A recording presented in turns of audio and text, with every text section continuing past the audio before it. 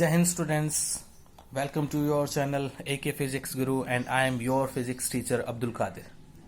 I hope you are safe at your home. So our next topic is dielectric constant. Dielectric constant ऐसा एक article हम पिछले chapter में भी पढ़ चुके हैं डाइलेक्ट्रिक कांस्टेंट, बट वो हमने फोर्स की टर्म में बोला था और रिलेटिव परमिटिविटी की टर्म में बोला था. ठीक है, तो आज हम करते हैं in term of electric field. हमने सपोज कर लिया let we have a dielectric and this dielectric is placed inside the external electric field. Let this is the external electric field. Direction of external electric field is this E not. ये positively plate है और ये negatively charge plate है. ये जो हमारे पास है die electric, तो इसके अंदर के जो मॉलिक्यूल्स है वो पोलराइज हो जाएंगे और पोलराइज होके कुछ इस तरीके से बन जाएंगे, यहां नेगेटिव और यहां पॉजिटिव. इट मींस ये फेस बन जाएगा आपके पास नेगेटिवली चार्ज और ये फेस बन जाएगा आपके पास पॉजिटिवली चार्ज. हो गया charge induced, due to which inside this dielectric a electric field is set up EP, that is also called the polarized electric field inside the dielectric whose direction is opposite to the direction of applied electric field, like positive to negative. Okay, now inside the dielectric there will be two electric field. One is external E naught and the other is polarized electric field EP. तो total electric field कितना होगा inside the medium is equal to E naught minus EP, क्योंकि EP हमेशा छोटा होता है E not के comparison में. इंड्यूस्ड या पोलराइज्ड इलेक्ट्रिक फील्ड होगा वो और एक्सटर्नल के हमेशा कम होता है, एक्सटर्नल से हमेशा छोटा रहेगा, हमेशा उससे कम रहेगा. इसलिए ये नेट इलेक्ट्रिक फील्ड बनेगा inside the dielectric. Are you getting this? चलो, और अगर इस डाइलेक्ट्रिक की जगह कंडक्टर होता तो EP और E नोट दोनों बराबर होते हैं, टोटल कितना होता? 0 अगर कंडक्टर होता तो. But this is a dielectric and dielectric is a part of insulator. ठीक है. नाउ डाइलेक्ट्रिक कांस्टेंट, अब ये क्या चीज है? डाइलेक्ट्रिक कांस्टेंट के लिए we know that dielectric constant K is always equal to the electric field, external electric field E naught and divide by E naught minus EP. It means it is the ratio of external electric field to the reduced electric field inside the dielectric. ठीक है, dielectric के inside में जो reduced electric field है उन दोनों का जो रेशियो हमारे पास बनेगा, that ratio is known as the dielectric constant. And this dielectric constant has no unit. इसकी कोई यूनिट भी नहीं होती भाई. ठीक है, कोई यूनिट नहीं होती इसकी. उसके बाद आता है हमारे पास dielectric strength. Dielectric strength, dielectric strength का मतलब होता है कि maximum electric field that can, maximum electric field that can exist in a dielectric without causing the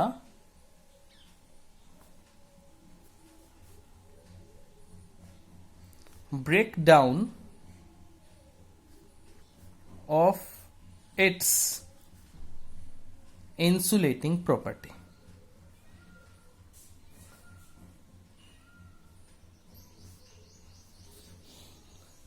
ठीक है, यानी कि वो maximum external electric field, external electric field, ठीक है, जिसमें अगर डाइलेक्ट्रिक को रख दे तो डाइलेक्ट्रिक अपनी इंसुलेटिंग प्रॉपर्टी को नहीं खोएगा, उसे नहीं तोड़ेगा, वो अभी भी एक इंसुलेटर की तरह बिहेव करेगा. क्योंकि अगर ज्यादा इलेक्ट्रिक फील्ड हमने अप्लाई कर दिया ना तो ये आयोनाइज होना स्टार्ट हो जाते हैं, जो मॉलिक्यूल्स हैं वो टूट जाएंगे, क्योंकि पोलराइजेशन इतना ज्यादा होगा, पॉजिटिव अलग हो जाएगा, नेगेटिव अलग हो जाएगा. फिर उसके बाद इंसुलेटिंग प्रॉपर्टी खत्म, उसके अंदर कोई इंसुलेटिंग प्रॉपर्टी नहीं रहेगी, वो बहुत हाई इलेक्ट्रिक फील्ड पे होता है. तो यहां पे हमने बोला कि वो मैक्सिमम इलेक्ट्रिक फील्ड जहां तक इंसुलेटिंग प्रॉपर्टी रहती है वो डाइलेक्ट्रिक स्ट्रेंथ कहलाता है. इसके बाद आता है भाई हमारे पास next is the capacitance of a parallel plate capacitor.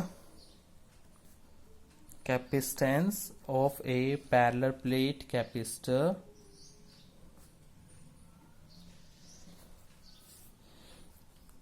with a dielectric. It means अगर कैपेसिटर की प्लेट्स के बीच में अगर कोई डाइलेक्ट्रिक स्लैब हम रख देते तो उसकी कैपेसिटेंस के ऊपर क्या फर्क पड़ेगा। And this is very important topic for 10+2 class, 12th class के लिए इंपॉर्टेंट टॉपिक है भैया। ठीक है, या तो इस पे बेस्ड न्यूमेरिकल बन जाता है या ये आर्टिकल ही बहुत इंपॉर्टेंट है, ये भी खुद आ सकता है। तो लेट अस कंसीडर, हमने मान लिया कि एक कैपेसिटर हमारे पास है, late this is the capacitor having the plate separation D, having the plate area A, plate area A हो गया, सेपरेशन कितना हो गया D, and charge Q, Q इस पे चार्ज, ऊपर वाली प्लेट पॉजिटिवली क्यू कह दी तो नीचे वाला माइनस क्यू कह दे, ऊपर वाले पे surface charge density plus sigma, नीचे वाले पे surface charge density minus sigma. Are you getting this? Very good. The capacitance of the parallel plate capacitor, इस पैरेलल प्लेट कैपेसिटर की कैपेसिटेंस कितनी होगी, तो कैपेसिटेंस कह दें the capacitance of this parallel plate capacitor C is equal to A epsilon not by D, ये relation आता है। Are you getting this? ठीक है यहां तक? Very good. Electric field between the plates is, electric field between the plate is, as we know that will be equal to sigma by epsilon nought, और sigma क्या होता है, charge per unit area, epsilon nought. Okay, सब कुछ ठीक है यहां तक?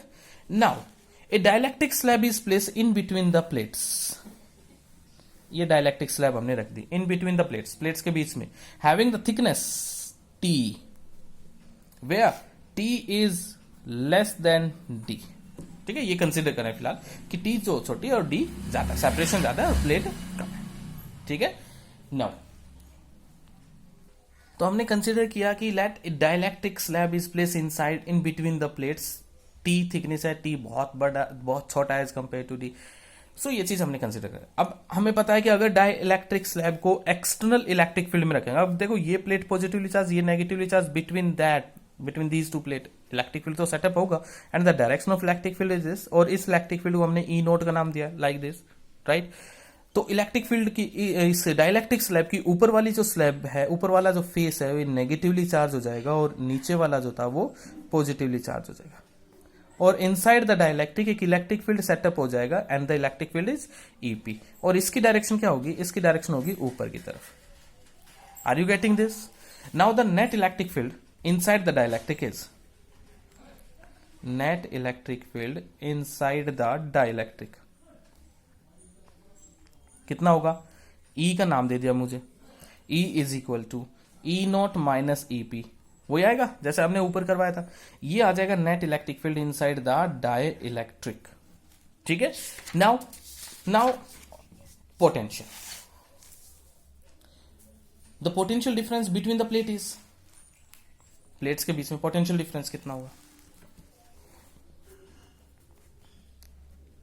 Potential difference between the plates is, एक रिलेशन आता है that potential difference is equal to electric field multiply by distance, आता है ये फॉर्मूला। वेरी गुड, इसी के बेसिस पे मैं कह रहा हूं इलेक्ट्रिक फील्ड था E नॉट, और कितने डिस्टेंस पे ये E नॉट काम कर रहा था। ठीक है, ओनली E नॉट।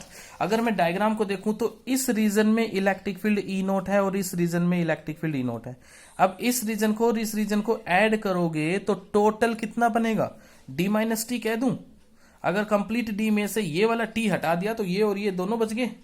ठीक है, तो E नोट जो रीजन था, E नोट जो इलेक्ट्रिक फील्ड था, वो सिर्फ इस रीजन में और इस रीजन में काम कर रहा है, और ये टोटल कितना हुआ रीजन, ये हुआ D minus T. That's why I am writing here that E naught into D minus T, और प्लस एक इलेक्ट्रिक पोटेंशियल और रह गया हमारा इस डाइलेक्ट्रिक का। अब डाइलेक्ट्रिक में कितना इलेक्ट्रिक फील्ड है, इनसाइड द डाइलेक्ट्रिक हम निकाल चुके हैं, ये इलेक्ट्रिक फील्ड है। अगर इसे मल्टीप्लाई कर देते हैं डिस्टेंस से, और इसका डिस्टेंस कितना था T से मल्टीप्लाई कर देंगे तो पोटेंशियल आ जाएगा भाई, E naught minus E P into T.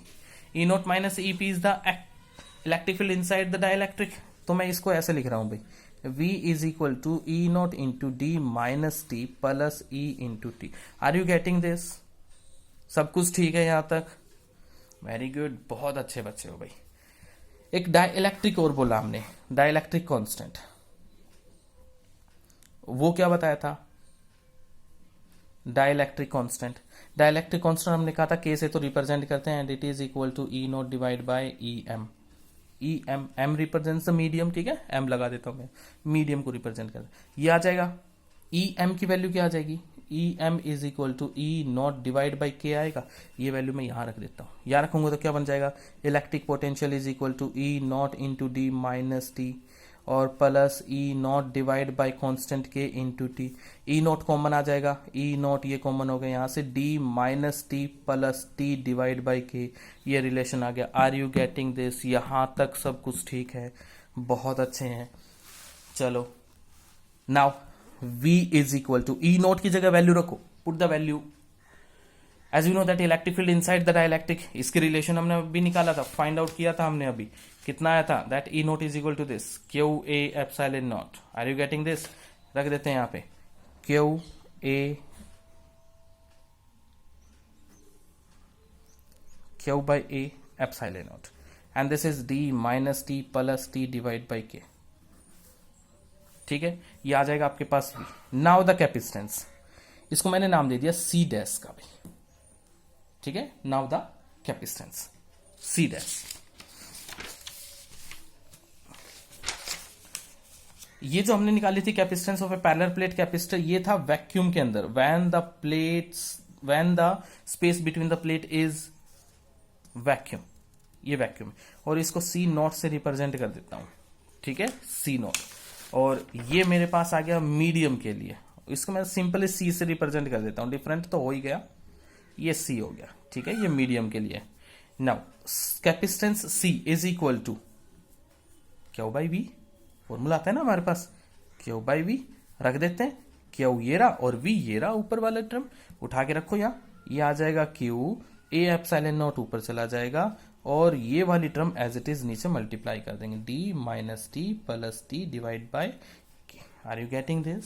सब कुछ ठीक है, ये कैंसिल कर दिया हमने, ये बच गया capacitance C is equal to A epsilon naught multiply 1 upon D minus T plus T by K. सब कुछ ठीक है यहां तक, डी से मल्टीप्लाई भी कर दिया और डी से डिवाइड भी कर दिया। ये क्या बना? C nought, put the value, capacitance C is equal to C nought into D divide by D minus T plus T by K. अब इस टर्म को अगर देखा जाए, ये वाली टर्म जो बन रही थी, this term D divide by D minus T plus T by के, अब नीचे वाली टर्म में देखो, डिनोमिनेटर में डी में से कुछ ना कुछ कम हो रहा है ना कम, डी में से कुछ ना कुछ कम हुआ, इसका मतलब ऊपर वाली टर्म बड़ी है, नीचे वाली टर्म छोटी है, तो ये रिलेशन क्या आएगा? This relation must be greater than 1 और लेस देन 1। वेरी गुड, बताओ जल्दी से, this term must be greater than 1 से बड़ी बन जाएगी, क्योंकि डिनोमिनेटर छोटा है, डिनोमिनेटर बड़ा है, तो ये टर्म आ जाएगी greater than 1। This term is greater then 1। अगर ये 1 से बड़ा है तो c की वैल्यू c नॉट से ज्यादा आएगी, तो यहां से आपके पास बन जाएगा c is greater then c not. ठीक है, जो कैपेसिटेंस है डाइलेक्ट्रिक स्लैब डालने से बढ़ गई, पहले कैपेसिटेंस बन रही थी सी नोट, अब कैपेसिटेंस सी बन रही है which is greater than C naught. पहले के कंपैरिजन में ज्यादा कैपेसिटेंस यहां पे बनती है जब हम एक डाइलेक्ट्रिक स्लैब को यहां डाल देते हैं। ठीक है, नाउ सम स्पेशल केस, इसके कुछ स्पेशल केस बनते हैं। स्पेशल केस बनते हैं। पहला स्पेशल केस इसका बना, पहली चीज तो ये याद रखेंगे कि capacitance of a parallel plate capacitor is always increases when A dielectric slab is filled in between the plates. ठीक है, सेकंड थिंग आप ये याद रखोगे कि अगर सपोज कर लो T is equal to D हो जाता है, यानी कि जितनी थिकनेस है, जितना सेपरेशन है बिटवीन द प्लेट्स, हम उस पूरे सेपरेशन को, पूरी जगह को डाइलेक्ट्रिक स्लैब से फिलअप कर देते हैं, तो उस केस में क्या होगा? अगर फिलअप किया तो T is equal to D बन जाएगा। T is equal to D बना तो ये फैक्टर किसके बराबर बनेगा? इसी फैक्टर को ले लेता हूं बस मैं, D divide by D minus T plus T by K. तो T is equal to D, यहां पे D आ जाएगा, क्या बना? ये d divide by D minus D plus D by K, D से डी कैंसिल। अब क्या हुआ, D divide by D by K ऊपर चला जाएगा, K D divide by D से डी कैंसिल, आंसर क्या आ गया के। यानी कि जब t is equal to D होगा तो ये फैक्टर k के बराबर होगा, तो capacitance c is equal to k times of c naught बन जाएगा। What is k? k means dielectric constant. ठीक है, इट मीन्स सीधा सा अगर कोई आपसे पूछे है कि इन बिटवीन द प्लेट्स अगर हम डाइलेक्ट्रिक स्लैब डालते हैं और डाइलेक्ट्रिक स्लैब की थिकनेस उन सेपरेशन के बराबर होगा तो कैपेसिटेंस बताओ कितनी चेंज होगी, तो हम कहेंगे उसके डाइलेक्ट्रिक टाइम्स चेंज हो जाएगी, इतना इंक्रीज हो जाएगी, बढ़ जाएगी। ठीक है, तो अगर T is equal to D होता है तो capacitance dielectric constant times increase हो जाता है। तो ये हमारे पास था भाई स्पेशल केस इसका। यहां से ये रिलेशन भी बन सकता है कि dielectric constant is equal to C divide by C naught. It means capacitance of a parallel plate capacitor with dielectric slab between the plates divide by capacitance of a parallel plate capacitor with a vacuum between the plates. Are you getting this? तो ये था भाई हमारे पास dielectric slab between the parallel plate capacitor. इसके बाद आता है हमारे पास next, and the next is capacitance of a parallel plate capacitor with a conducting slab. अब हमने डाइलेक्ट्रिक की जगह क्या रखना है, कंडक्टिंग स्लैब है वो रखनी है। ठीक है, तो नेक्स्ट आता है भैया capacitance of a parallel plate capacitor with a conducting slab.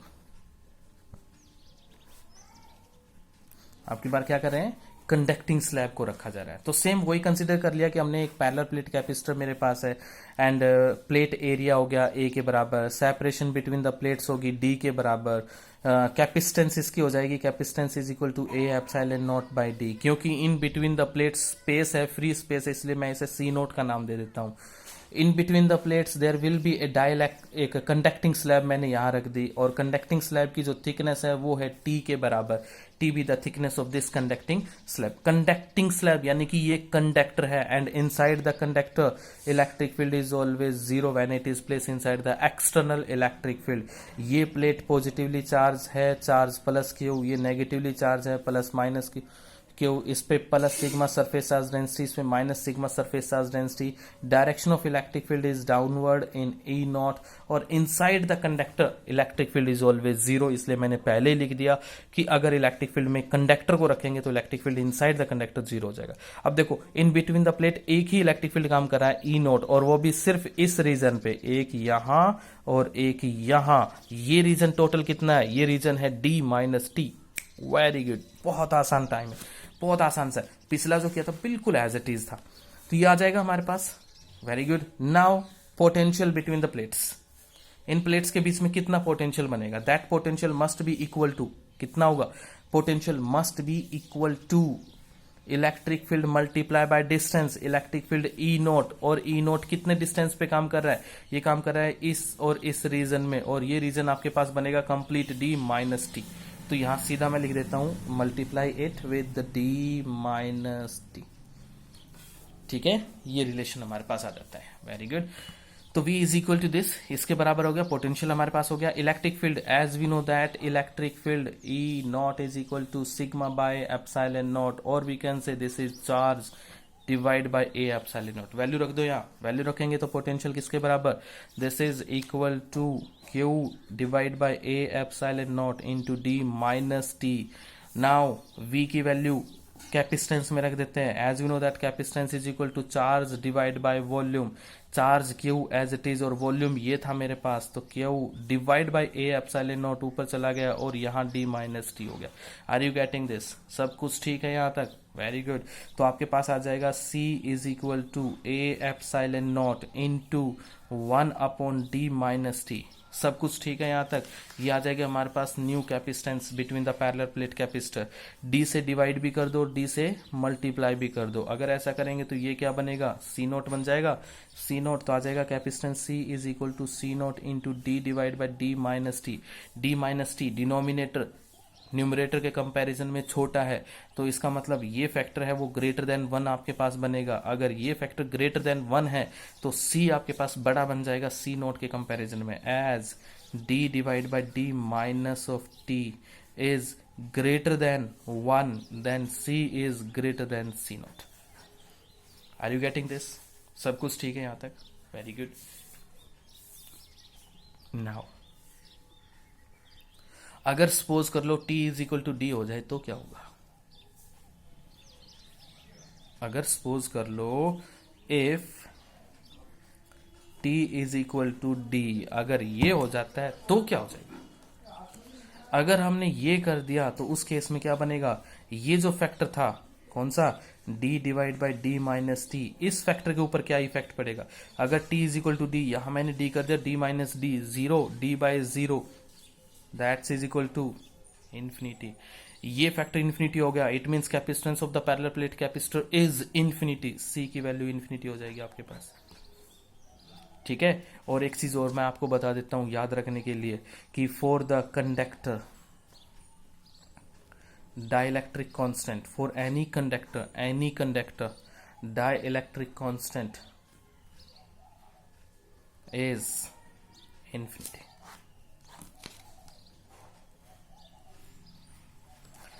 For conductor dielectric constant is always infinity. तो यहां पे भी देखो वही चीज है जो वहां था. वहां पिछले वाले आर्टिकल में भी हमने कहा था कि capacitance is increased by dielectric constant times. यहां पे भी क्या है? डाइलेक्ट्रिक कांस्टेंट टाइम्स इंक्रीज हुआ, मतलब इंफिनिटी. ठीक है. Are you getting this? So this is enough for today. We will meet in the next video. तब तक के लिए आप इन चीज़ों को ध्यान से पढ़ेंगे क्योंकि ये दोनों टॉपिक हमारे लिए बहुत इंपॉर्टेंट है, +2 क्लास के लिए बहुत इंपॉर्टेंट है. और इन पे बेस्ड अब कुछ न्यूमेरिकल्स हमारे पास होंगे, वो भी आपको सॉल्व करने हैं. ठीक है. जय हिंद.